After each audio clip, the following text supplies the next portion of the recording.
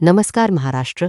चला जाणून घेऊया 15 जुलै 2026 रोजीच्या महाराष्ट्रातील सविस्तर हवामान अंदाज. मुंबई, ठाणे, पालघर, रायगड, रत्नागिरी आणि सिंधुदुर्ग जिल्ह्यांमध्ये दिवसभर ढगाळ वातावरण राहून मध्यम ते जोरदार पावसाची शक्यता आहे. पुणे, सातारा, सांगली, कोल्हापूर आणि सोलापूर जिल्ह्यांमध्ये हलका ते मध्यम पाऊस पडण्याची शक्यता आहे. छत्रपती संभाजीनगर, जालना, बीड, धाराशिव, लातूर, परभणी, हिंगोली आणि नांदेड जिल्ह्यांमध्ये ढगाळ वातावरणासह हलका ते मध्यम पाऊस पडण्याची शक्यता आहे. नागपूर, वर्धा, चंद्रपूर, गडचिरोली, भंडारा, गोंदिया, अमरावती, अकोला, बुलढाणा, वाशिम आणि यवतमाळ जिल्ह्यांमध्ये मध्यम स्वरूपाचा पाऊस पडू शकतो. नाशिक, अहमदनगर, धुळे, जळगाव आणि नंदुरबार जिल्ह्यांमध्ये हलका ते मध्यम पावसाचा अंदाज आहे.